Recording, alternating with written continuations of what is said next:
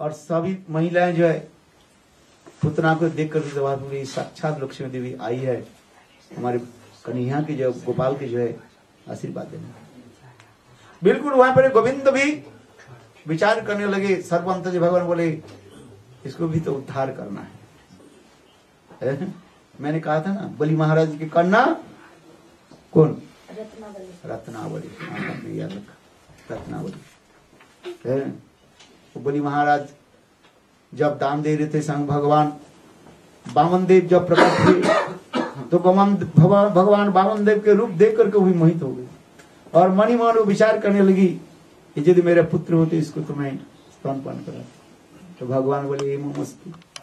और जब भगवान वामन देव बलि महाराज के सर्वस्व ले लिया तब तो कहने लगा रे इसको तो स्तन में 20 लगाकर इसको मैं मारूंगी।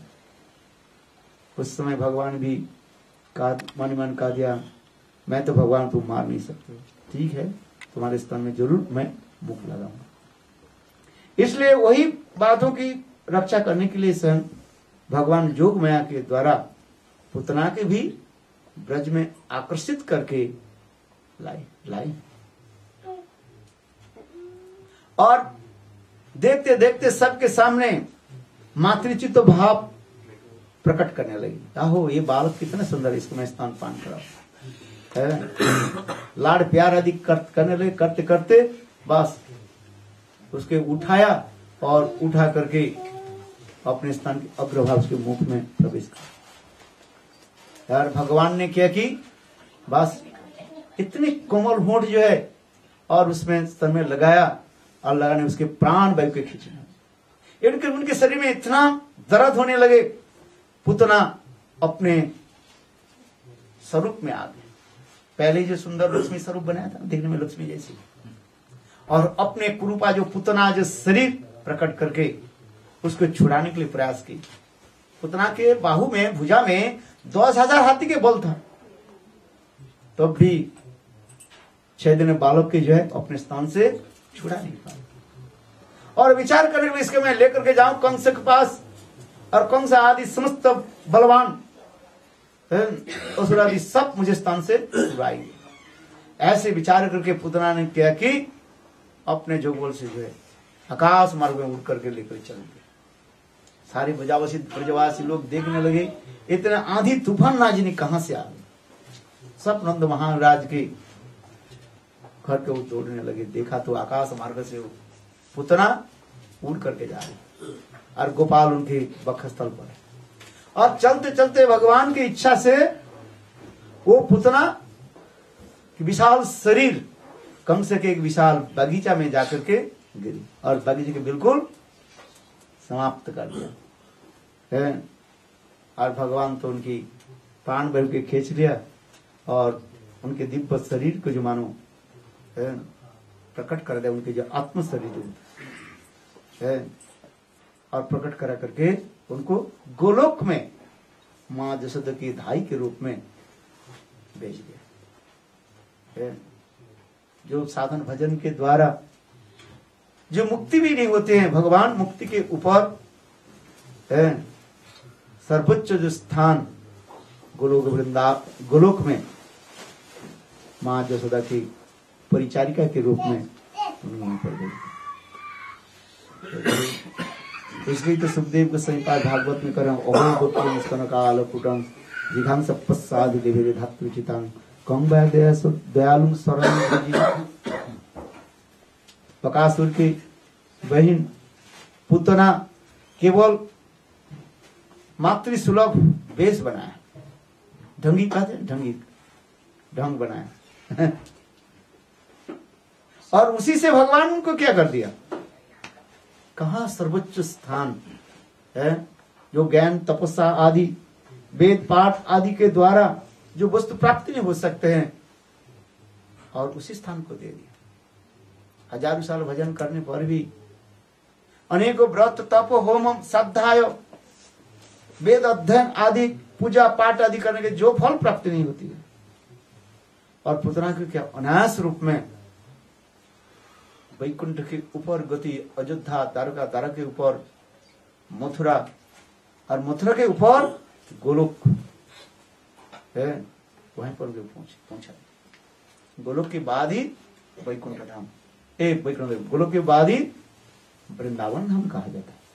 ये वृंदावन जो कि जो दीवार जो है, चारों तरफ जो दीवार है, इसको गोलोक कहा जाता है। इस गोलोक के पार करते ही वृंदावन में प्रवेश कर सकते हैं।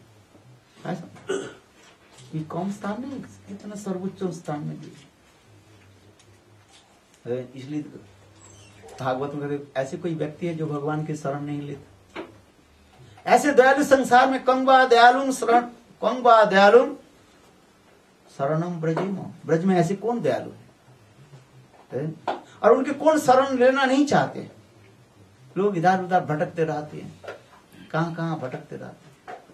अरे गोविंद के शरण लो, गोविंद की आश्रय ले लो बस।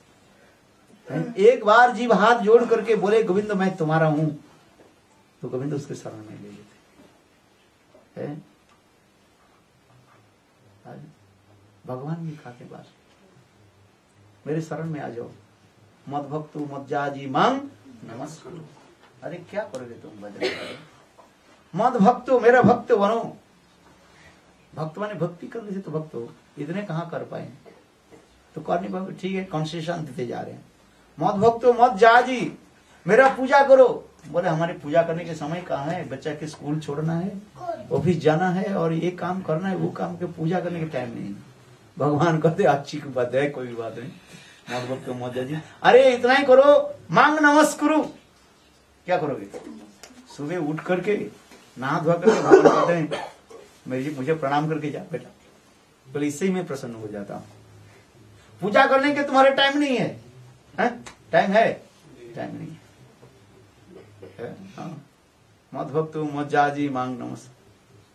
भगवान कहते मेरे एक बार प्रणाम करके जाओ, इससे तुम्हारे हो जाएगा। और भी हमारे चैतन्य महाप्रभु, ये ना चैतन्य महाप्रभु है, इसके बारे में आप लोग बहुत लोग कम जानते हो शायद। ये चैतन्य महाप्रभु कौन है, नित्यानंद प्रभु है ना, यहाँ पर नित्यानंद और चैतन्य महाप्रभु। ये है कौन, ये है कृष्ण और बलराम दोनों ही है, गौर नित्यानंद के रूप में ही प्रकट होता है। श्रीमद् भागवत एकादश स्कंध में वर्णन हो रहे, कलियुग में कौन भगवान होंगे और कैसे इसकी पूजा होगी, इस समस्त वर्णन होते हैं। कृष्ण वर्णन कृष्ण संग पांगस्त पार्षदम जग्गी संकीर्तन प्रारी जजति जगही सुमिदर्श। बुद्धिमान व्यक्ति जो है उसकी आराधना करें। उनकी आराधना कैसी होती है, नाम संकीर्तन के द्वारा, और कुछ करना नहीं। इसलिए कहते कलियुग में क्या करोगे, कहाँ पूजा कर पाठ कर पाओगे, समय तो नहीं है। कलियुग के मनुष्य के समय के सब प्रकार के अभाव है। टीवी देखने में, फुटबॉल खेलने में इधर उधर के समय मिल जाता है, किंतु भगवत नाम करने में, भगवत पूजा में समय नहीं है महाराज। सभी कह देंगे समय कहाँ है? तो ठीक है, भगवान कहते कुछ भी नहीं है, चलते फिरते किसी भी समय भगवान के नाम कर लो बस। अरे रसोई बना रही हो, क्या करो, हरे कृष्ण कृष्ण कृष्ण हरे हरे, हरे राम राम राम। देखो आप पूजा नहीं कर सकते हो, किंतु रसोई बनाते बनाते आप नाम कर सकते हो कि नहीं है? अरे मुख में राम नाम, राम सेवा हाथ में, तू अकेला नहीं प्यारे, राम तेरा साथ में है। तुलसीदास जी दोनों में बोल रहे, कितना सुंदर। मुख में तो राम नाम कृष्ण नाम करो, और हाथ में सेवा करो, प्रभु की सेवा करो। भगवान ने कितना सुंदर। इसे चैतन्य महाप्रभु ने कहा दिया कलियुग में और क्या करोगे, हरे कृष्णा कृष्ण कृष्ण हरे हरे, हरे राम राम राम हरे हरे। हाँ, कितना सहज सरल उपाय बता दिया। तुलसीदास जी कलियुग में केवल नाम। नारद कौन सा बृहद नारदीय पुराण में भी कहे, हरे नाम हरे नाम हरे नाम ही वो केवलम, कलो नास्ति वो नास्ति वो नास्ति वो गतिरंजन। कलियुग में और क्या करोगे, नाम करो। समय है तो ठाकुर जी की पूजा करो, और भी कुछ करो, कोई माना नहीं कर रहे, किंतु नहीं हो तो भगवान के नाम कर लो बस। देश काल पत्र नहीं, विधि नहीं, जब उठो, भगवान के नाम करो। पवित्र शरीर पवित्र हो, पवित्र हो, किसी भी अवस्था में भगवान के नाम करो। कितना कलियुग में कितना सहज सरल उपाय दिया। इसलिए कहते कलिर दोष निधि राजन जब एक उस्ती महान गुण। इस कलियुग में मनुष्य का तो कितना दोष है। एक महान गुण क्या है? कीर्तनादेव कृष्ण, भगवान के नाम बस। और एक नाम इसके ब्रज में चले जाओ, तुम साक्षात भगवान के धाम में चले जाओ, नाम करो बस। और क्या करो? समय है तो और कुछ करो, पाठ करो, पूजा करो, दीपक जलाओ तो ठीक है। और नहीं भी है, समय नहीं है, भगवान के हाथ प्रणाम करो, नाम कर लो बस, चलते फिरते। आइए बताए पुतना की वध करके भगवान ने जगत को दिखाया ये भगवान कैसे करुणामय है, कैसे कृपालु। पुतना ने कौन सा नाम जपा, क्या किया था उन्होंने? कुछ तो किया ही नहीं, केवल वेश बनाया, वो भी ढंगी वेश। देखो भगवान ने उसको कैसे उद्धार कर दिया।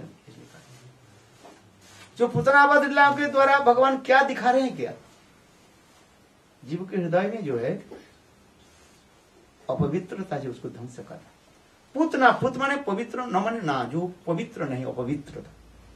जीव के हृदय में अनेकों अनर्थ रहता है। अनर्थ समझते हो? जो अर्थ नहीं है अनर्थ है, जो अच्छी वस्तु नहीं, उसको भगवान नाश कर है। जो पवित्र है पवित्र का।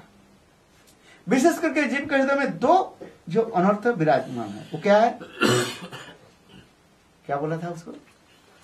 डुप्लिसिटी और हिपोक्रेसी, जिसको कहते हैं छल और कपट। ये छल कपट को जब तक नहीं त्याग नहीं दोगे तब भगवान की प्राप्ति नहीं कर सकते। इसलिए पुतनावध लीला के द्वारा भगवान जगत को शिक्षा दी, छल कपट के त्याग दो। छल क्या है, कपटता क्या है? जो वस्तु वास्तवता नहीं है उसको अपने को प्रकट करना है। आज हम उसके छल खाए, छल न करना, दूसरे की वस्तु हड़प करने के लिए बाहर से अनेकों प्रकार की मीठी मीठी बात आदि करके है उनके अपने कब्जा में ले लेना, इसलिए छल खाए। कपटता आदि जो है उसी प्रकार की होती है। इसलिए भगवान ने किया कि पुतनावध लीला के द्वारा छल कपट को जो है ध्वंस कर। इसके पश्चात भगवान अनेकों लीला आदि करने से तिनावर्त, सकट भंजन आदि लीला भी किया। सकटासुर रविंद्र की नक्षत्र जन्म नक्षत्र पर जो है माँ यशोदा उत्सव मना रहे थे।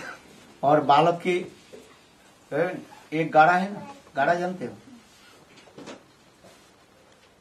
जैसे क्या बोलते हैं, गड्ढा होता है ना नहीं, गाड़ा गाड़ा कहा जाता है जो दो पहिया होता है, वो गड्ढा गड्ढा दो पहिया होता है ना, जैसे रिक्शा होता है ना, और रिक्शा में उसमें दो पहिया होता है और एक थोड़ी सी लंबी ऐसी होते हैं, उसको खींच करके ले जाते हैं बैलगाड़ी की तरफ। हाँ आप मान लो उसमें बैलगाड़ी की तरफ जो है तरफ भांति होते हैं, उसके ब्रज भाषा में उसको गाड़ा कहा जाता है। अच्छा गडेरा का तो कोई भाषा में, ब्रज में इसको गाड़ा कहा जाता है। तो क्या किया ये दही ब्रजवास, उसमें माँ यशोदा ने किया कि उसके ऊपर सब लाद दिया, दही दुग्ध आदि पर रख दिया। और विशेष कर काम से माँ यशोदा ने की बालक के उसके नीचे बालक के जो है सुला दिया। गोविंद सोए हुए थे और माँ यशोदा किसी काम के लिए बात गई। उस उत्सव में बहुत लोग आए हैं, उसको आदर अप्यायन करने के लिए चले। इतने समय कंस के जो अनुचर था उसके नाम तो सकटासुर। वो ऊपर से शरीर पकड़ नहीं किया, वो धीरे धीरे क्या कि सोचने लगे गोपाल को मैं इसी में ही दबा दूं। गाढ़ा समेत और दही दुग्ध समेत इसमें दध बिल्कुल वो किस करके बस चकनाचूर हो जाता है। जैसे हम लोग गन्ना से रस निकालते हैं ना, वो सोचने लगे उसी प्रकार ऐसे दबा दूं ये कृष्ण बस ऐसे करके बिल्कुल जो है चिपक जाए। इसलिए असुर अशरीर में क्या कि आकर के वहां पर भार हो गया। गोविंद विचार करने लगे, सर्वंतर्यामी भगवान, भगवान से तो कोई छुपा नहीं सकते, नहीं कुछ नहीं कर सकते है। लोगों की कोई आप कुछ भी कर सकते हो, हाँ गिरिराज गोवर्धन भी बराबर, किंतु गोविंद के कौन छुपा सकते है। भगवान सोच लिया ओहो तुम भी आ गया। तो अब उन्होंने क्या की, गोविंद खेल, बस छोटा बालक है ना, है पैर कैसे खुचलने लगे, हिलने लगे, हिलाने लगे ऊपर, छोटा बालक है गोपाल, और जान गया वो तो मैं इधर पर आ गया मुझे मारने के लिए। अरे मुझे क्या मारोगे। गोविंद ने क्या की, है पैर ऐसे उछाला, बस वो गाड़ा जाकर के उसके ऊपर गया, वो बस गया। बोलो वृंदावन बिहारी लाल की जय। इस पर ये सकटासुर है क्या चीज, शिक्षा क्या है। संसार के जीव अनेक प्रकार अनर्थक जो है पीठ पर लेकर के चलते रहते हैं, इसको भार भाई खा जाता है। अरे भगवान के भजन नहीं करके, हाँ इसको खोल दो, गिरिराज के दर्शन को, भगवान के भजन नहीं करके जीव अनेक प्रकार अनर्थक लेकर के चलते रहते, भगवान उसको भी नाश करते। इसके पश्चात तिनावर्त भी आ गया है, अनेकों सुर के बाद तिनावर्त आ गया। वो सुर आंधी तूफान के भांति आ गया है। गोपाल के मां जसोदा आंगन पर सुला दी, और दोपहर के समय वो तिनावर्त ऐसे घूर्णी हवा चलने लगे, बस लेकर के गोपाल के उठ करके ऊपर चले। गोपाल भी विचार करने लगे, है चलो अच्छी की बात है, मैं भी इनके पीठ पर चढ़ू। संत आजकल कलयुग में संत महात्मा तो सब हवाई जहाज में बैठते रहते हैं हम लोग, है ना। पहले तो हवाई जहाज नहीं था, लोग जल जहाज में आते थे, जैसे साईं महाराज जी आए ना, हाँ जल जहाज में आते थे। आज हम लोग जल जहाज में नहीं है, हम लोग तो आ जाते हैं हवाई जहाज में, ऊपर आकाश में उड़ते रहते हैं। गोविंद भी विचार करने लगे, मैं भी एक बार उड़ करके देखूं कैसे आनंद होता है। इसलिए तिनावर्त जब गोविंद के लेकर के ऊपर उठने लगे, गोविंद ने उसको क्या की, कान पर चढ़ गया और उसके चट्टू कैसे पकड़ लिया, और जब और ऊपर उठने लगे गोविंद ने हाथ से मुक्का मारने लगे, है और बस वो सहन करने से है, बस वो गिरा और शरीर को चकनाचूर। इसी प्रकार भगवान ने तिनावर्त सुर को भी मारा। तिनावर्त ये तृण क्या है, धूल कणा, धूल कणा, ये तृण क्या है, अनेक प्रकार के जो है अनर्थ पाप आदि अनेक प्रकार अनर्थ है। पर चर्चा पर निंदा है, दूसरे की निंदा करना, चर्चा करना है, ये सब तिनावर्त उसुर की भांति। किसी को निंदा करना नहीं चाहिए है। भाई निंदा किसको कहते हैं, जो वस्तु सच नहीं है उसके बारे में जो इंतजाम जो है उसको निंदा कहा जाए। एक व्यक्ति साधु है और उसके चोर कहा, ये निंदा है। और एक व्यक्ति चोर है, उसके चोर कहा, वो निंदा नहीं है, समझ में आ रहा है। हाँ ये आप समझो, चोर के चोर कहा दिया, साधु के साधु कहा दिया, ये निंदा नहीं। किंतु साधु के चोर कहना, चोर के साधु कहना, ये दोनों निंदा हो गया है, समझ में नहीं।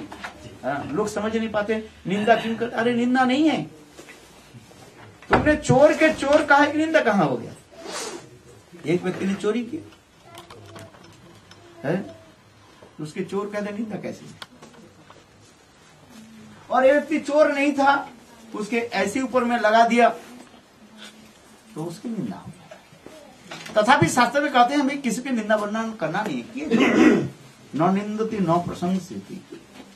एक संत महात्मा नदी के तट पर जो है सुंदर मंदिर बना करके भजन करता था, नाम तो जप करता था, और उनके अभ्यास हो गया था दूसरे की निंदा करना। हाँ ऐसे नाम करता, हरे कृष्ण अरे तू चोर है, तू ऐसे है, इस अंगुली को दिखा करके बस ऐसे करता था। है तो साधु ऊपर से, किंतु उनके स्वभाव ही बन गए। भाई किसी का स्वभाव होता है चुगलीबाजी करना। चुगलीबाजी जानते हो? हाँ। और ठीक उसी के नदी के दूसरी पार पर जो है एक बेस्सा रहती है, बरनाद जिसको कहा जाता है, बेस्सा रहती। बेस्सा हर रोज उस विष्णु मंदिर को देखती थी, प्रातः काल में उठ करके स्नान करती थी और अपने आप को सोचती थी, हाय हाय मैं कैसे दुर्भागी, मेरे पूर्वजन्म के कर्म के फल स्वरूप मैं ये देह बेच करके मैं खा रही हूँ, हाय हाय धिक मेरा जन्म। और देखो साधु कितने सुंदर मंदिर बनाया, मंदिर में ना जाने ठाकुर कैसे सुंदर होगा, कैसे ठाकुर की आंख है, कैसे ठाकुर की पैर है, कैसे ठाकुर बंसी बजाते हैं, उसको हर रोज प्रातः काल में उठ करके चिंता करती थी। और साधु क्या करती थी, मंदिर पर छत पर है ना, चल जाती थी, अरे ये देख बेस्सा कैसी करती है, ये मर करके नरक में जाएगी, है अरे भजन नहीं करती है, हरे कृष्णा ये मर करके नरक में जाएगी, अरे ये या करते हैं, ये करते हैं, बस स्वभाव बन गया। देखो साधु के स्वभाव बन गया क्या, उसके दूसरे के परचर्चा पर निंदा करने में। और वो बेस्सा के स्वभाव कैसे बनते जा रहे हैं, साधु की प्रशंसा करना, मंदिर की प्रशंसा करना, भगवान की प्रशंसा करना, उसके चिंतन में। एक ही साथ में भगवान की वजह से साधु भी मरे और बेस्सा भी मर गई, दोनों की आत्मा। इधर क्या हो गया, जमदूत साधु के पास आ गया, बोले चल जमालय मले, क्या रे नहीं नहीं तेरा भूल हो गया रास्ता। क्या बोले, जीपीएस ना क्या बोलते हैं, कहाँ गए हमारे प्रभु जी, सुमन प्रभु कहाँ चले गए, अरे बोलो जीपीएस क्या हो गया, वो जीपीएस गड़बड़ कर दिया। अरे साधु बोले, अरे जमदूत तेरा जीपीएस यार ठीक से नहीं दिखाया, रॉन्ग एड्रेस हो गया। अरे मैं तो साधु, मैं भगवत भजन करता हूँ, वो बेस्सा के उस पार पे जाओ। जमदूत बोले नहीं नहीं हम लोग की भूल नहीं होता है, हम लोग आ गया, तुमने तो ढंग साधु भेष रचाया और ये नाम तो किया ही नहीं, और केवल बेस्सा को निंदा किया, बेस्सा के जितने पाप कर्म जितने पाप, चल साधु को पिटाई करके जम लोग मिल गए। और उधर विष्णुदूत आ गए बेस्सा के घर में है, और विष्णुदूत आकर के माँ दिव्य रथ पर बैठो और वैकुंठ में चलो। बेस्सा करने नहीं है, मैं तो जाने के योग्य नहीं, जीवन में मैंने बहुत पाप कर्म पाप किया, पाप कमाया, मुझे तो नरक में जाना है। रोने लगी बेचारी है, तुम जाओ साधु उस मंदिर में रहते हैं, पूजा करते हैं, उसको ले जाओ। जमदूत ने, विष्णुदूत ने कहा नहीं माँ, तुमने जो नित्य प्रत्यह उठ करके विष्णु के नाम लिया, विष्णु के चिंतन किया, भगवत चिंतन किया है, इससे तुम्हारे सारे पाप नष्ट हो गया है। अजामिल जैसे अपने बेटा के नाम रख दिया नारायण, सारे पाप ध्वंस हो गए, नाम के महिमा बताया ना। तो तुमने उसी प्रकार भगवान विष्णु और भगवत के नाम लेते तुम्हारे सारे पाप नष्ट हो गया है, तुम वैकुंठ में जाने योग्य हो है। ऐसे करके सारे विष्णुदूत उनको दिव्य विमान पर बैठाया और वैकुंठ में। बोलो वृंदावन बिहारी लाल।